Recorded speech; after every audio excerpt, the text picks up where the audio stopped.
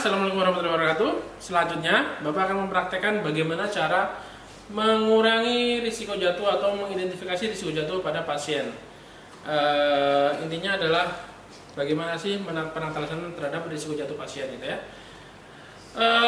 Sebenarnya di sini yang sebenarnya sudah dibagikan oleh Pak Rumiko ke grup ya. Jadi ada untuk mengidentifikasi risiko jatuh pasien itu ada dua jenis. Yang pertama kita bisa menggunakan Morse Fall Scale atau MFS, kemudian kita juga pakai Humphrey Dumpty Fall Scale atau yang HDFS. Nah itu bedanya, kalau yang Morse tadi itu dia pasien 18 sampai 60 tahun, kalau yang HDFS itu 12 sampai 18 tahun. Sebenarnya lebih rendah aja. Nah, karena Bapak di sini contoh pasiennya adalah anak-anak, anggap aja ini anak-anak ya, anak-anak 15 tahun ya. Jadi Bapak akan pakai Humphrey Dumpty. Nah, sebenarnya Humphrey Dumpty dan Morse Fall Scale itu ini kalian nanti itu pada saat kalian praktikum nanti itu kalian tidak perlu menghitung, tapi itu sedang dibaca dan nanti kita silakan lihat bagaimana sih hasilnya. Nanti setelah dibaca aja Humphrey Dumpty Fall Scale itu dan bagaimana pada saat kalian mengidentifikasi risiko jatuh seorang pasien berapa skornya. Oke, nah yang Bapak lebih tekankan di sini adalah bagaimana aplikatifnya setelah kita mendapatkan hasil dari Humphrey Dumpty Fall Scale.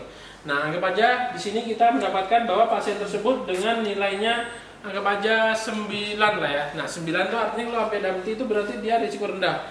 Meskipun risiko rendah, kita tetap memperhatikan risiko jatuhnya. Oke. Baiklah, seperti biasa, yang pertama kita akan melakukan tahap pra-interaksi, kemudian orientasi, kemudian tahap kerja dan terakhir fase terminasi.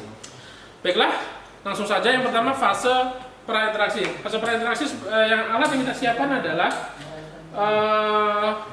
gelang warna kuning. Gelang warna kuning ini artinya dia pasien itu risiko jatuh. Atau juga ada juga biasanya yang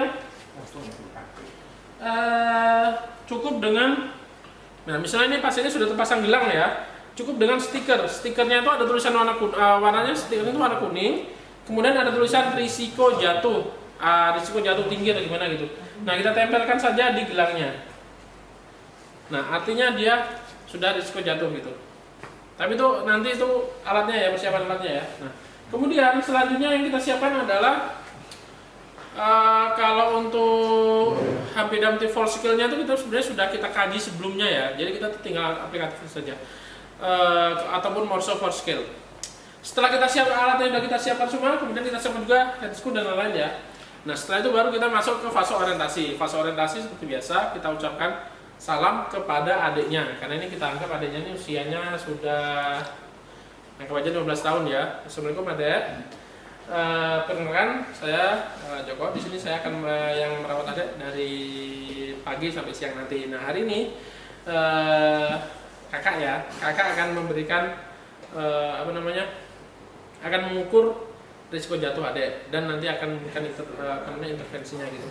Nah intinya kita ukur dulu. Setelah kita ukur, kita dapat skornya 9, kemudian baru nanti kita masuk ke intervensinya. Oke, seperti biasa kita cuci tangan, kemudian kalau nggak ada air kita bisa pakai hand scrub, kemudian kita pasang handscoon kalau perlu. Pasang handscoon itu apa sih? Biasanya untuk pasien-pasien yang mungkin infeksi dan lain-lain ya. Cuman kalau memang tidak ada indikasi tidak masalah. Selanjutnya kita baru hitung berapa fall scale-nya. Kita dapat hasilnya adalah 9 misalnya. Nah, berarti kan risiko rendah. Nah, kita selanjutnya kita aplikasikan. Nah, yang pertama adalah memasang gelang warna kuning. Yang pertama. Sebagai apa sih, Pak? Sebagai identifikasi bahwa pasien itu merupakan pasien yang risiko jatuh. Oke. Kalau enggak, kita bisa menggunakan, kalau misalnya itu ya, misalnya kita tempat lain juga kadang kita menggunakan stiker risiko jatuh. Oke. Nah, selanjutnya kita melakukan orientasi kamar pada pasien. Nah, orientasi kamar ini tujuannya adalah kita memastikan pasien itu tahu di mana sih tempat-tempatnya. Misalnya gini, baiklah deh Bapak kakak mengenalkan yang ini adalah ini lemari ada ya, kemudian nanti kamar mandinya di sana, kemudian nanti kalau misalnya mau keluar bisa kamar mandi di luar, ada di luar lorong, jadi nanti biar nggak bingung. Itu tujuannya kayak gitu ya. Selanjutnya adalah memastikan bahwa bel berfungsi dengan baik.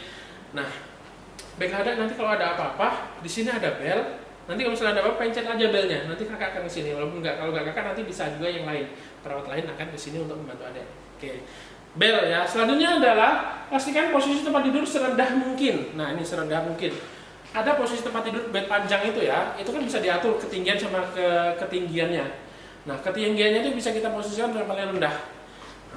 Kemudian tujuannya itu apa sih Pak? Tujuannya apabila seandainya pasien jatuh itu tidak akan menimbulkan cedera yang lebih parah. Oke. Selanjutnya itu adalah ruangan rapi. Ruangan rapi di sini maksudnya adalah semua hal-hal yang berbahaya, misalnya kayak ada gelas, ada piring di atas meja perawat, meja pasien, itu semuanya rapi. Ataupun barang-barang apapun yang ada di atas itu semuanya jauh dari jangkauan. Tujuannya biar kalau misalnya adanya lemes itu yang tadi itu yang berbahaya itu bisa tidak sampai jatuh seperti itu ya.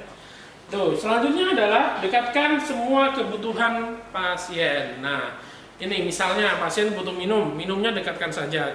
Biasanya di bed itu ada lacinya ya, biasanya ya. Ada lacinya bed pasien itu. Nah, masukkan aja ke dalam situ. Jadi pasien kalau perlu tinggal tarik laci, ambil.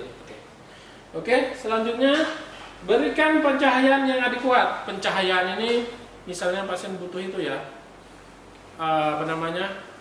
Kalau agak gelap, pasien itu akan lebih mudah linglung, atau mungkin ya intinya visibilitas pasien atau visibilitas ruangan itu akan berkurang, sehingga kita harus memastikan bahwa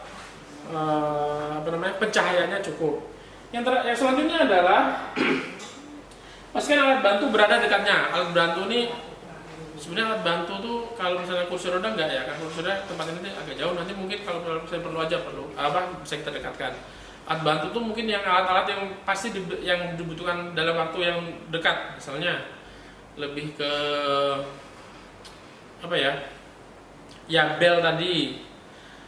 Nah, kalau misalnya pasiennya mengalami masalah di muskuloskeletalnya, kruknya kita dekatkan, gitu ya. Kemudian selanjutnya lakukan pemantauan terhadap efek obat-obatan. Nah, ini obat-obatan. Efek obat-obatan itu misalnya obatnya memberikan efek yang sedatif atau mungkin melemaskan gitu. Nah, itu kita harus pastikan pada saat pasien minum obat, pasien dalam keadaan duduk atau tidur gitu ya. Jadi istilahnya bukan karena setelah minum obat pas dia lemes, atau dia masih dalam keadaan berjalan. Nah, itu nggak boleh itu. Selanjutnya adalah anjurkan pasien untuk menggunakan sendal yang anti licin atau slip. Jadi jangan menggunakan sendal-sendal yang bawahnya keras. Gunakan sendal yang bawahnya karet biar nggak mudah jatuh gitu ya. Kemudian berikan informasi dari risiko pada pasien jatuh. Berikan informasi ini adalah apa-apa saja yang harus dilakukan karena pasien kasih tahu aja ada itu risiko berisiko untuk jatuh. Jadi harus berhati-hati dan lain-lain. Oke. Selanjutnya adalah berikan dukungan emosional untuk bagi kepada keluarga juga, biar keluarganya bisa memberikan dukungan emosional juga. Dan yang terakhir adalah berikan edukasi mengenai pencegahan pasien jatuh. Tuh, itu kalau standar. Nah, kalau untuk yang risiko tinggi bagaimana Pak? Ada lagi tahapannya di bawahnya lagi, yaitu misalnya usahakan lokasi kamar tidur berdekatan dengan counter perawat. Kemudian beritahu pasien untuk meminta bantuan apabila ada misalnya ambulasi butuh gerak gitu maksudnya gitu ya. Kemudian nilai kebutuhan akan fisioterapi, observasi secara teratur, kenyamanan dan kaji ulang risiko jatuh setiap beberapa hari sekali gitu. Karena itu untuk memastikan bahwa risiko jatuh pasien itu entah itu naik atau turun gitu ya. Setelah itu sudah selesai. Jadi Anda sudah tahu ya apa-apa yang sudah dilakukan. Jadi nanti kalau misalnya ada apa-apa, ada bel perawat, nanti tinggal dipencet aja belnya, nanti kami akan kesini. Baiklah, silakan istirahat lagi. Saya Eri. Assalamualaikum warahmatullahi wabarakatuh. Oke, selesai. Setelah itu baru kita bereskan alat dan kita dokumentasikan. Oke, sebenarnya tidak ribet ya, tapi agak panjang aja apa yang harus kita lakukan. Nanti kalian hafalkan saja apa aja yang harus kalian lakukan. Mungkin hanya itu. Apabila ada pertanyaan nanti bisa langsung ditanyakan. Wassalamualaikum warahmatullahi wabarakatuh.